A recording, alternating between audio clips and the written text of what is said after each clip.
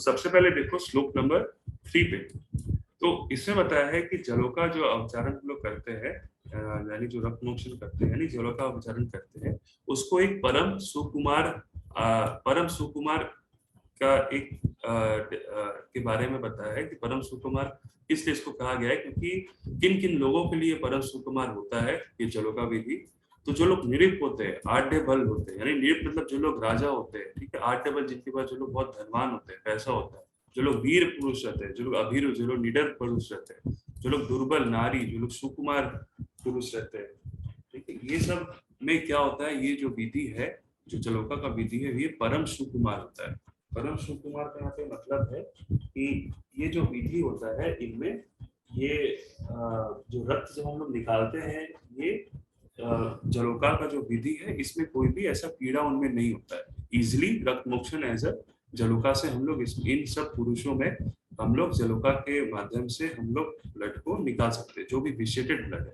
तो methods of removing the vitiated blood from the body by using the जलोका in considered as the most easy and the convenient way. तो normally क्या करते हैं, जैसे syringe से ब्लड लेते हैं तो वो काइंड ऑफ पेनफुल प्रोसीजर रहता है, बट जलोका अवचारण में जो विशिएटेड ब्लड निकालते हैं हम लोग, या वो बहुत ही कन्वीनियंट और एक इजी वे, उसको एक ऐसा टर्म दिया है परम सुकुमार। ठीक है, नॉर्मली जैसे ब्लड निकालते हैं सीरा वेद या पंचर करके, वो थोड़ा पेनफुल होता है, बट ये जो जलोका अवचारण है, ये परम सुकुमार है। ठीक है, यहाँ पे ये पॉइंट का मतलब यहाँ पे बताया। तो और एक नेक्स्ट पॉइंट होता है, ये याद रखो कि डिपेंडिंग अपॉन दी दोषा क्या क्या हम लोग रक्त मोक्षण करा सकते हैं। तो वातज में श्रृंग का प्रयोग करते हैं, मैंने जैसे बोला, पित्तज में जलोका का एंड कफज में अलावु का प्रयोग करते हैं। ठीक है, अब आते हैं श्लोक नंबर 4 पे। तत्र वात पित्त कफ दुष्ट शोणित यथा संख्या श्रृंग जलोका अलावु भीर से चेत स वर्णानी सवेदवा। मतलब इसका मतलब ये बताया है कि वातज पित्तज कफज दुष्टि में हम लोग वातज में जैसे श्रृंग का प्रयोग, पित्त में जैसे जलोका का प्रयोग एंड कफज में अलावु का प्रयोग। तो डिपेंडिंग अपॉन दोषा वहां पे क्या क्या कैसे हम लोग रक्त विशेषण करते हैं। तो वाता में याद रखना श्रृंग का प्रयोग करते हैं हम लोग, यानी जो हॉर्न होता है काऊ का या हॉर्न ऑफ डिफरेंट एनिमल्स, उसका हम लोग यूज करते हैं। और जलों का लीच जो हम लोग पित्तजल डिफिशिएटेड कंडीशन में करते हैं, कफज फॉर दी अलाव, कफ के लिए हम लोग अलावों का प्रयोग करते हैं। तो इसका कैसे काम करता है ये हम लोग आगे चल के देखते हैं। नेक्स्ट आता है कि जो वायु है, जैसे हमने बताया कि वायु का जैसे हम लोग निकालते हैं विद द हेल्प ऑफ श्रृंग।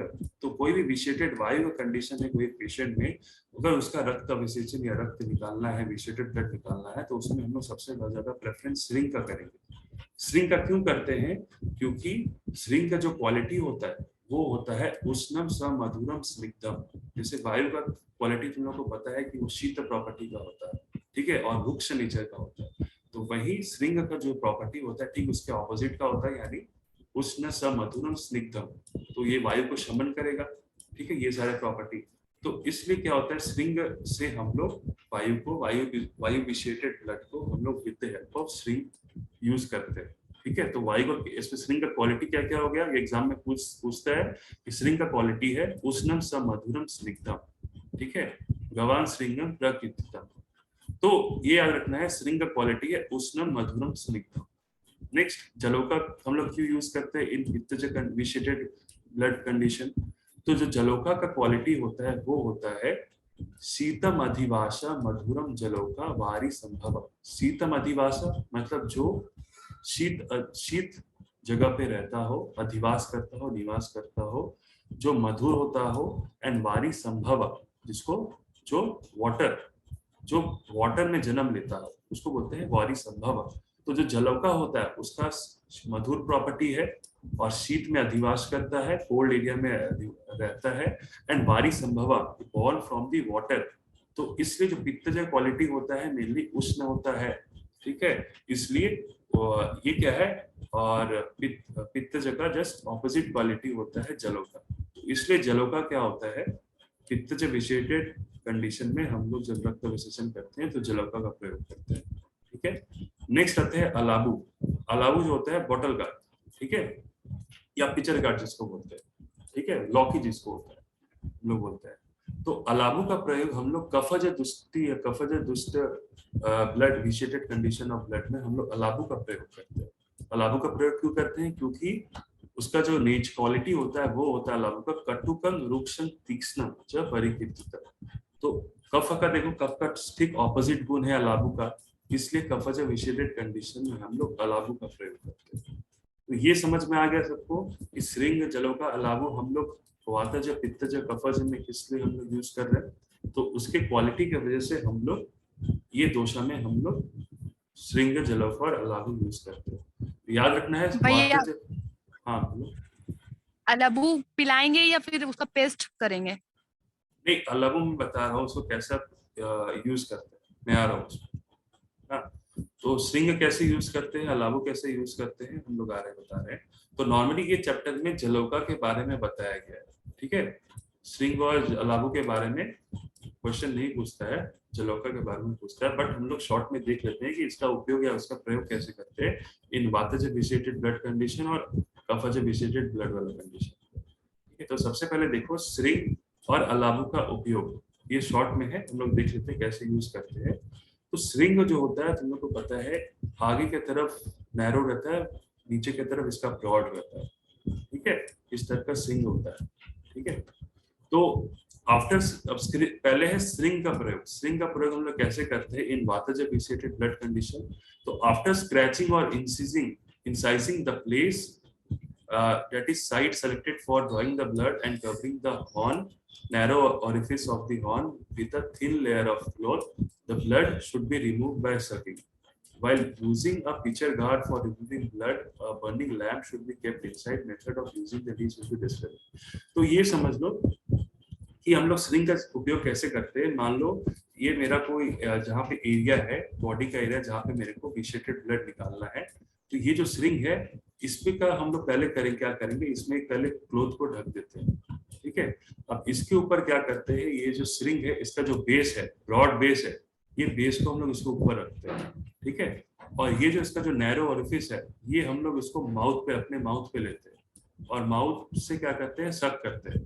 तो यहाँ पे क्या होता है, एक नेगेटिव प्रेशर अप्लाई होता है जिसकी वजह से जो विशिएटेड ब्लड है यहाँ से वो बाहर निकल आता है, ठीक है। ये वाला हिस्सा हम माउथ पे रखेंगे और ये वाला हिस्सा हम बेस पे रखेंगे जहाँ से मेरे को ब्लड निकालना है। तो यहाँ से क्या होगा, अब इसको हम सक करेंगे तो यहाँ पे एक प्रेशर बिल्डअप होगा, प्रेशर बिल्डअप होने से ये जो विशिएटेड ब्लड है यहाँ से निकल आएगा। तो ये एग्जाम में लिखने नहीं आता, बस समझ कर रखो कैसे इसका अप्लाई करते हैं, यूज करते हैं। तो इसका एप्लीकेशन कुछ इस तरीके से होता है। फिर उसके बाद श्रृंग जो होता है, काव हॉर्न, उसके क्वालिटी के बारे में बताइए, कितना लंबा होना चाहिए, कितना मोटाई होना चाहिए, कितना थिक होना चाहिए। तो जो श्रृंग होता है वो स्लेंडर पतला होना चाहिए और लंबा स्ट्रेट होना चाहिए। और इसका जो लंबाई होता है वो होता है 18 अंगुल का लंबाई। ये जो श्रृंग होता है इसका 18 अंगुल का लंबाई होता है, ठीक है। एंड 12 अंगुल इन सर्कमफेरेंस इन द मिडिल, और इसका जो चौड़ाई होता है वो होता है 12 अंगुल का, ठीक है। हैव एन ओरिफिस ऑफ 3 अंगुल, जो ओरिफिस होता है वो 3 अंगुल का होना चाहिए एट इट्स बेस। तो ये जो बेस का जो ओरिफिस होता है वो 3 अंगुल का होना चाहिए। ये डायमीटर दिया है, अगर याद हो सकता है तो कर लेना। जैसे इसका जो लंबाई होता है वो होता है 18 अंगुल, चौड़ाई होता है 12 अंगुल, और जो बेस होता है इसका ओरिफिस का जो एरिया होता है वो होता है 3 अंगुल at its base. And another orifice of the size of the mustard, तो ये जो सरसों के दाने के समान, ये जो ऊपर वाला जो ओरिफिस जहाँ से सक करते हैं वो सरसों के दाने के समान, उसका साइज के समान वो उसका ओपनिंग रहता है, ठीक है। अब आते हैं अलाबू के बारे में। अलाबू क्या, कैसा है इसका हम लोग यूज करते हैं, कफज विशिएटेड कंडीशन में यूज करते हैं। तो अलाबू क्या करते हैं, कैसे यूज करते हैं, मान लो ये एरिया है हमारा बॉडी का जिससे कफज विशिएटेड ब्लड है। तो अलाबू क्या करते हैं ना, अलाबू मतलब लौकी जिसको हम लोग बोलते हैं। तो ये जो लौकी होता है ना, इसके अंदर का जो मटेरियल होता है, अंदर का मटेरियल हम लोग निकाल लेते हैं, ठीक है। अंदर का मटेरियल को हम लोग इसको काट करके अंदर का मटेरियल जो होता है उसको निकाल देते हैं। निकालने के बाद क्या करते हैं, इसके अंदर हम देखो लैंप रखते हैं, कैंडल या फिर कोई लैंप, मतलब कैंडल ही रखते हैं। कैंडल रखे इसको हम इस जो अलाबू है इसके ऊपर रख देते हैं, एरिया के ऊपर जहाँ से मेरे को निकालना है ब्लड।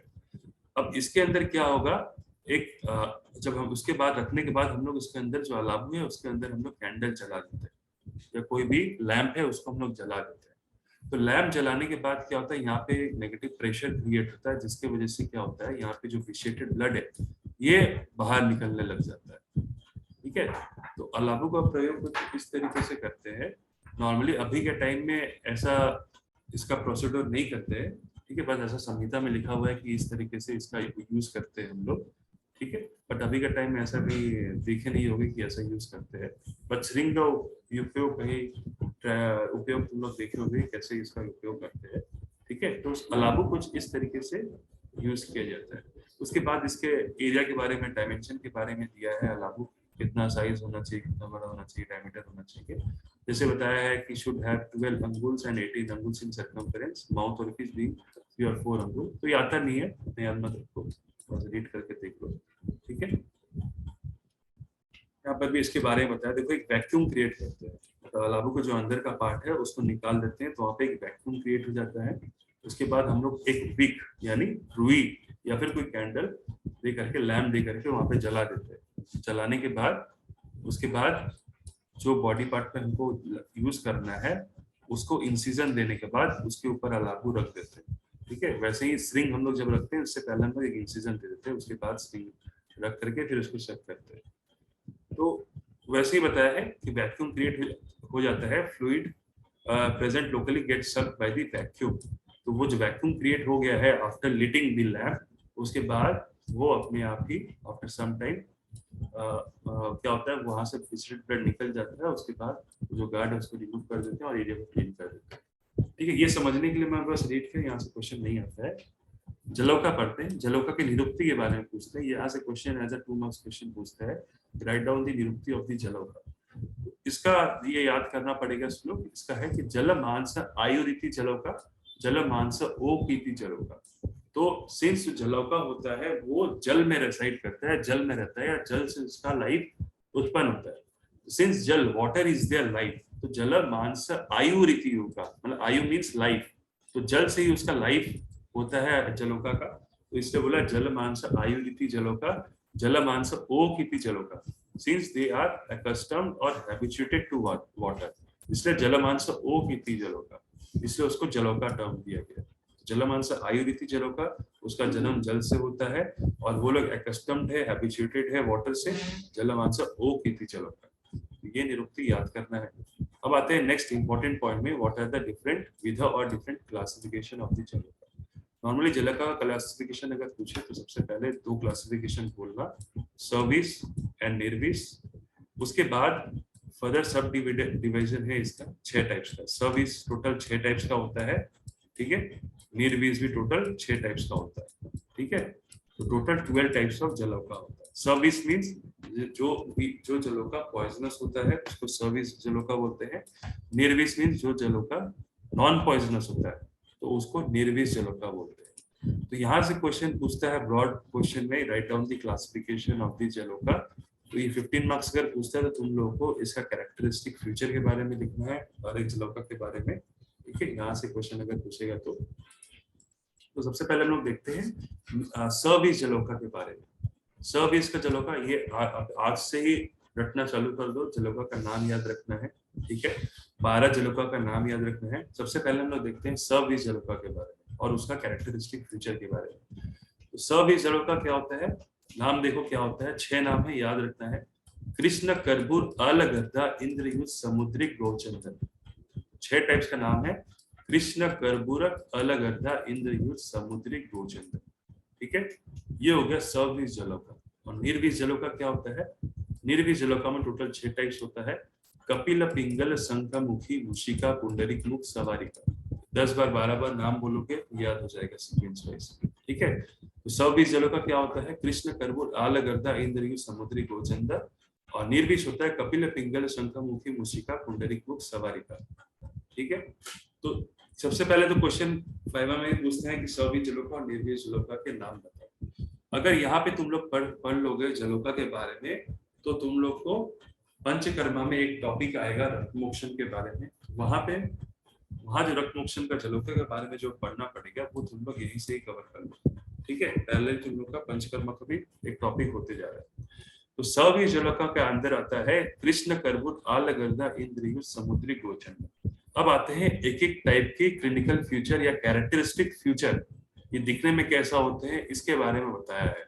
ठीक है, तो ये कैरेक्टरिस्टिक फीचर श्लोक का टर्म में ही याद अगर रख पाओ तो बहुत ही अच्छा है, अगर नहीं रख पाओ तो इसका इंग्लिश मीनिंग देख लेना, बट श्लोक का टर्म में ही याद रखो कि याद कर लो तो अच्छी बात है। देखो सबसे पहले हम लोग पढ़ते हैं कृष्ण जलोका के बारे में। तो कृष्ण जलोका देखो क्या होता है, कृष्ण होता है अंजन चूर्ण वर्णा और पृथु शीरा। तो कृष्ण जलोका जो होता है वो अंजन के समान कलर का होता है, अंजन चूर्ण के समान। अंजन जो होता है, जो हम लोग आंख में जो अंजन लगाते हैं या आंख में जो अंजन लगाते हैं उसी के तरह वो अंजन चूर्ण के कलर की तरह ये रंग होता है कृष्ण जलोका। और इसका जो माथा होता है, हेड होता है, वो पृथु होता है, पृथु शिरा। तो पृथु शिरा मीन्स उसका जो माथा होता है वो बिग हेड होता है, बड़ा होता है उसका सिरा। तो कृष्ण कृष्ण जलोका का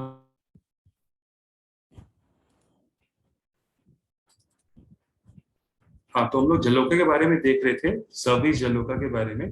तो कृष्ण जलोका जैसे मैंने बोला कि ये अंजन चूर्ण वर्ण का होता है और पृथु शिरा होता है। तो अंजन चूर्ण के समान दिखने को होता है और वो होता है पृथु शिरा। तो इसको कैसे याद रखोगे, मान लो जो कृष्ण जी होते हैं, कृष्ण भगवान, ये मैं बस याद करने के लिए बोल रहा हूँ। जो कृष्ण भगवान होते हैं वो क्या होता है, अंजन चूर्ण का टीका लगाते हैं, ठीक है, और उनका जो माथा होता है बहुत बड़ा होता है। तो ऐसे याद रख लो, कृष्ण जो होता है, कृष्ण जलोका होता है, वो अंजन चूर्ण वर्ण होता है और पृथु शिरा होता है। ठीक है, नेक्स्ट आते हैं नंबर 2 जो सविस्क में है, करबुरा। ठीक है, करबुरा क्या होता है, वर्मी मत्स्य अवदात्य छिन्नम उन्नत कुक्षी। वर्मी मत्स्य मतलब एक मछली होता है, वर्मी मछली, उसका होता है वर्मी मत्स्य।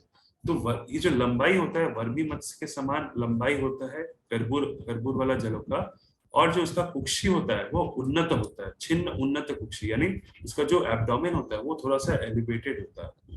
तो करबूरा का देखो, करबूरा आर ब्रॉड लाइक वर्मी मत्स्य। तो ये ब्रॉड होता है, लंबा होता है, ब्रॉड होता है, वर्मी मत्स्य अवदात्य यानी वर्मी मत्स्य जो एक काइंड ऑफ मछली होता है उसके तरह ये ब्रॉड होता है। और उसका जो पेट होता है यानी जो कुक्षी होता है वो थोड़ा सा बल्ज होता है, थोड़ा सा एलिवेटेड होता है। तो छिन्न उन्नत कुक्षी, उन्नत मीन्स एलिवेशन, उसका जो एब्डोमेन होता है वो थोड़ा बल्ज होता है, एलिवेटेड होता है और ये सेगमेंटेड होता है। तो ये हो गया मेरा कर बुरा। तो कर बुरा कैसे याद रखोगे, जैसे कुछ भी हम बुरा काम करते हैं तो बोलते हैं आक्षी, तो आक्षी ना याद करके वाक्षी याद करो, वाक्षी। ठीक है, तो व से हो गया वर्मी मत से आद्यते और छ से हो गया छिन्न उन्नत कुक्षी। ठीक है, तो करबुर का याद रख लो, वर्मी मत से आद्यते और छिन्न उन्नत कुक्षी। नंबर 3 आता है आलगर्दा। आलगर्दा नंबर 3 है, उसका क्या कैरेक्टरिस्टिक फीचर होता है ये जलोका के बारे में। यह आलगर्दा का जो जलोका होता है उसमें रोमशा होता है, यानी उसमें बहुत रोम रहता है, बहुत हेयर फॉलिकल हेयर रहता है उनमें। ठीक है, महापार्श्व यानी जो फ्लैंक्स होता है वो ब्रॉड रहता है और उसका जो मुख होता है वो ब्लैकिश यानी कृष्ण मुखी होता है, उसका जो मुंह होता है वो कृष्ण कलर का होता है। तो आलगर्दा कैसे याद रखोगे ये सारे कैरेक्टरिस्टिक फीचर, आलगर्दा से कोई कोरिलेट कर दो एक भैंस के बारे में। ठीक है, मैं बस ये याद कराने के लिए बोल रहा हूँ कैसे कैरेक्टरिस्टिक फीचर्स याद करोगे। तो आलगर्दा से एक भैंस से कोरिलेट कर लो कि मान लो भैंस आगे की तरफ जा रहा है और तुम उसे पीछे से देख रहे हो, तो वो क्या होता है, भैंस जो होता है रोमशा होता है, यानी बहुत हेयर रहता है भैंस में। और उसका जो पार्श होता है, जो फ्लैंक एरिया होता है वो बहुत बड़ा रहता है। ठीक है, और उसका जो फेस रहता है भैंस का फेस, वो जो मुख रहता है वो कृष्ण कलर का रहता है। ठीक है, तो ऐसे याद कर लिया हम लोगों ने कि जो आलगर्दा का जलोका रहता है उसका कैरेक्टरिस्टिक फीचर रोमशा रहता है, यानी बहुत हेयरी रहता है वो जलोका। महापार्श्व यानी बहुत पार्श्व यानी जो फ्लैंक्स रहता है वो बड़ा रहता है साइड में। और उसका जो मुख होता है वो ब्लैक कलर का होता है, यानी कृष्णमुखी। तो देखो कृष्णमुखी के बारे में दिया है कि आलगर्दा के बारे में दिया है, जो हम लोग भैंस से कोरिलेट कर रहे हैं याद करने के लिए, हैरी। ठीक है, हैरी होता है, रोमसा होता है, विद बिग बिग फ्लैंक्स होता है और उसका जो माउथ होता है कृष्णमुखी यानी ब्लैक माउथ होता है। ठीक है, नेक्स्ट आते हैं नंबर 4, दैट इज इंद्रयुधा। तो इंद्रयुधा से नाम से ही याद हो रहा है कि इंद्रधनुष, इंद्रधनुष मीन्स जो रेनबो। तो इसमें जो कलर होगा मिश्र कलर का होगा, यानी बहुत सारे डिफरेंट कलर्स का देखने को मिलेगा इंद्रयुधा वाले जलोका में। तो इंद्रयुधा वद ऊर्ध्व राजी भीश्चित्र इंद्र युधा। तो इंद्र युधा में क्या होता है, बहुत विचित्र कलर के देखने को मिलते हैं। तो मेनली जो होता है इंद्र युधा से नाम से याद होता है, इसमें जो स्ट्राइप्स होते हैं इंद्र युधा जलोका में, और उसमें बेसिकली क्या होता है इंद्र युधा वाले जलोका में देखने में स्ट्राइप्स, बहुत सारे स्ट्राइप्स रहते हैं। तो इसका देखो इंद्र युधा में अगर देखोगे इस टाइप का देखने को जलोका होता है, और इसमें बहुत सारे स्ट्राइप्स देखने को मिलते हैं। अलग देखो बहुत सारे इसमें देखो हेयर्स है, ठीक है, रोमसा, ठीक है, और रोमसा है। फिर उसमें तुम्हारा क्या है उसका देखने में देखो कृष्ण मुखी है, जो मुख होता है कलर कलर का होता है, और बिग उसमें फ्लैंक्स एरिया भी बहुत बिग रहता है। करबूरा में हम लोग कैसे याद रखते थे, वाक्षी से याद रखते थे, यानी वर्मी मत्स्य से आप जाते, और छिन्न उन्नत पक्षी। तो वर्मी मत्स्य के समान देखो कैसा ये लंबा है, और ठीक है मछली के समान कैसा लंबा दिखने में है। और उसमें हम लोग ने पढ़ा था उन्नत कुक्षी, और इसका जो कुक्षी है थोड़ा एलिवेटेड है, ठीक है। कृष्ण में हम लोग क्या देखे थे, कृष्ण भगवान से कोरिलेट हम लोग ने किया था कि उसका जो था तुम्हारा, इसमें हम लोग ने देखा था कृष्ण जो था उसमें हम लोग ने अंजन चूर्ण वर्ण के समान हम लोग ने देखा था, ये जो अंजन चूर्ण के समान वर्ण है, ठीक है। और इसमें हम लोग ने और एक फीचर्स देखा था, दैट इज उसका जो मुख है, यानी कृष्ण जो है उसका जो मुख है, और जो उसका सिर है बहुत पृथु है, ठीक है, बहुत मोटा है। तो तुम लोग अगर देख भी पा रहे होगे इसका जो सिर है बहुत मोटा है, ये देखो इसका सिर है बहुत मोटा है, ठीक है। ये हो गया कृष्ण जलोका, ठीक है। अब नेक्स्ट नंबर 5 आते हैं सामुद्रिक। तो सामुद्रिक जलोका में देखो समुद्र मिलने कोरिलेट कर दो ये जलोका, कैसे हम लोग याद रखेंगे ये जलोका के बारे में। तो सामुद्रिक का दिया है ईशत शीत कृतिका विचित्र पुष्प आकृति चित्र सामुद्रिका। तो इसमें जो होता है बहुत सारे ये पुष्प आकृति का होता है, जैसे फ्लावर होता है ना बहुत सारे, तो फ्लावर कैसे दिखने में होते हैं, उसके कलर के जैसा ये आकृति के होते हैं सामुद्रिका। तो सामुद्रिका ऐसे याद रख लो, कैसे याद रखोगे कि पुष्प आकृति के होता है, पुष्प आकृति चित्र के होते हैं। तो सामुद्रिक यानी जब समुद्र में जब हम लोग स्कूबा डाइविंग करते हैं ना, तो उसके अंदर क्या बहुत सारे फ्लावर्स देखने को मिलते हैं, बहुत सारे कोरल रीफ देखने को मिलते हैं, जो कि एक पुष्प की तरह होता है। तो सामुद्रिक से याद रख लो कि पुष्प आकृति के समान दिखने को होता है। देखो इस सामुद्रिक जलों का दिखने में कैसा होता है, ये देखो पुष्प के आकृति के समान होता है, ठीक है। ये पुष्प या फ्लावर के जैसा दिखने में लग रहा है ना, ये जलोका होता है सामुद्रिक जलोका। नंबर 6 जलोका है, ये होता है गोचंदन जलोका। गोचंदन नंबर 6 थी गोचंदन। तो ये देखने में कैसा होता है, ये गो वृषरवध होता है अधोभाग का। तो इसका जो अधोभाग होता है, नीचे का भाग होता है, वो गो वृषण यानी काउ के स्क्रॉटम के जैसा देखने को होता है गो वृषण। और द्विधा भूतक कृता अणुमुखी होता है, इसका जो मुख होता है बहुत छोटा होता है गोचंदन वाले जलोका का। तो ये देखो गोचंदन का जो जलोका है, इसका जो मुख है देखो कितना छोटा है, ये वाला जो मुख है देखो कितना छोटा है, ठीक है। और उसका जो शेप होता है, वो उसका जो अधोभाग होता है, वो जो अधोभाग होता है वो गो वृषण के समान अधोभाग होता है, यानी जो स्क्रॉटम होता है काउ का उसकी तरह उसका अधोभाग दिखने को होता है, ठीक है। नेक्स्ट हम लोग ने देखा कि सब इस जलोका के कैरेक्टरिस्टिक फीचर के बारे में हम लोग ने देख लिया। नेक्स्ट अब हम लोग आते हैं, देखो यहाँ पे लिखा हुआ है गोचंदन having a lower part divided into two halves like the scrotum of a bull and a very small mouth होता है, अणुमुखी होता है। तो ये सारे कैरेक्टरिस्टिक फीचर याद करना है, ठीक है। अब इसके बाद ये लिखा है if bitten by these 6 kind of leeches, अगर मान लो ये 6 जो 20 वाले जलोका है ये अगर बाइट करते हैं तो उसमें क्या फीचर्स देखने को मिलता है, उसमें ज्वार देखने को मिलता है, पेशेंट क्या होता है कंडू हो सकता है, उसमें इचिंग होता है, शवथु अति मात्रा यानी स्वेलिंग हो जाता है अगर कोई 20 वाला जलोका बाइट कर दे तो, कंडू देखने को मिलता है, मूर्छा होता है, ज्वार होता है, दाह होता है, छर्दी होता है, वॉमिटिंग होता है। तो ये सारे फीचर्स देखने को मिलता है, ठीक है। देन इसका ट्रीटमेंट हम लोग कैसे करेंगे, जैसे हम लोग महागद यानी एंटी पॉइजनस रेसिपी जैसे हम लोग कल स्थान में पढ़े थे, जैसे कि अभ्यंग हो गया एक्सटर्नल लेप के माध्यम से, ठीक है। इसमें देखो लिखा हुआ है इसका चिकित्सा हम लोग कैसे करेंगे, जैसे हम लोग महागद में चिकित्सा हम लोगों ने करा था, जो हम लोग एंटी पॉइजनस रेसिपी पढ़े थे कल्प स्थान में, उस तरीके से हम लोग को ट्रीटमेंट करना है इन द फॉर्म ऑफ, कैसे इन द फॉर्म ऑफ पान, लेपन और अभ्यंग, पान, लेपन और नस्य भी है। पान, लेपन, नस्य, इन लिए 3 याद रखो। पान, लेपन और नस्य के माध्यम से हमको अगर विष वाला जलोका अगर बाइट कर दिया है तो हमको उसको एज अ पान, अभ्यंग और नस्य, हमको पान, लेपन और नस्य हमको देना है महागत से, या एंटी पॉइजनस रेसिपी जो डिस्क्रिप्शन दिया है कल्पस्टाइन में। तो ये ऐसा ट्रीटमेंट हम लोग करते हैं in case of poisonous leech या पॉइजनस जलोका अगर बाइट कर दिया हो तो। ठीक है, अब नेक्स्ट आते हैं about the non poisonous leches, यानी निर्विष जलोका के बारे में आते हैं। तो निर्विष जलोका का नाम क्या है? कपिल पिंगल शंखमुखी मुशिका पुंडरिक मुख सवारिका। टोटल 6 हम लोग ने देखा और 6 20 हम लोग ने देखा। कपिल पिंगल शंखमुखी मुशिका पुंडरिक मुख सवारिका। नॉन पॉइजनस लीचेस में देखो, सबसे पहले हम लोग पढ़ते हैं कपिल जलोका के बारे में। ठीक है, कपिल जलोका जो होता है उसका क्या कैरेक्टरिस्टिक फीचर्स देखने को मिलता है? ये जो होता है ये मुद्ग वर्ण का होता है। ठीक है, मुद्ग यानी मूंग, मूंग के वर्ण के समान दिखने को होता है। और मनशिला रंजिताभ्याम, तो मनशिला जो हम लोग पढ़े थे, जो हम लोग पढ़े थे रस शास्त्र में, मनशिला जो उपरस के अंदर आता है, हम लोग मनशिला के बारे में पढ़े थे, AS2S3।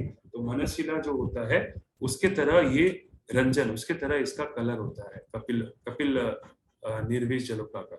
एंड और उसका जो वर्ण होता है, कम्प्लेक्शन होता है, वो मुद्गा कलर का होता है, यानी मूंग के कलर के समान इसका कलरेशन होता है। तो कपिल कैसे याद रखोगे? कपिल, एक कपिल देव से कोरिलेट कर लो। जो कपिल देव होते थे वो बहुत मन से मूंग दाल खाते थे। ठीक है, ऐसे याद रख लो कि कपिल देव बहुत मन से मूंग दाल खाते थे, तो कपिल मन से हो जाएगा तुम्हारा मनशिला। तो ऐसे याद रख लो कि मनशिला इसमें कैरेक्टरिस्टिक फीचर होता है। और मूंग दाल मीन्स मुद्गा वर्ण होता है कपिल का, कपिल जलोका का। तो याद कैसे करना है? इस कोड से याद रखना है। अगर तुम लोग का और भी अपना कोड होगा तो वो भी उस कोड से याद करना पड़ेगा इसका। ठीक है, नेक्स्ट आता है पिंगल। पिंगल होता है पिंगल जलोका, जो कि निर्विष जलोका है। तो पिंगल जलोका क्या होता है? उसका जो शरीर होता है वो वृत्त काया का होता है। पिंगा आशुगा, आशुगा मतलब होता है कि वो जो होता है वो बहुत क्विकली मूविंग करता है, वो बहुत जल्दी जल्दी करता है। किंचित रक्ता वृत्त काया, रक्ता मीन्स रक्त स्लाइटली रेड कलर का होता है। वृत्त काया गोल कलर का राउंड बॉडी होता है। पिंगा आशुगा, आशुगा मीन्स बहुत क्विक मूविंग होता है। तो पिंगल से याद रख लो, जो पिंग पोंग बॉल होता था वो क्या करता था? वो भी बहुत ही पिंग पोंग बॉल से कोरिलेट कर लो कि वो बॉल क्या होता है, गोल होता है और बहुत तेज भागता है वो बॉल। ठीक है, और समवॉट उसका कलर जो है रेड कलर का होता है। तो उस हिसाब से पिंगल जो जलोका है वो किंचित रक्त वर्ण का होता है, वृत्त काया यानी गोल गोल शेप का होता है, और पिंग आशुगा यानी बहुत क्विक मूविंग करता है पिंगल जो जलोका होता है। ठीक है, नेक्स्ट शंखमुखी जलोका। शंखमुखी जलोका का क्या वर्ण है? देखो, यकृत वर्ण का होता है। यकृत मीन्स लिवर, तो लिवर के वर्ण या कम्प्लेक्शन कलर की तरह यकृत वर्ण का होता है।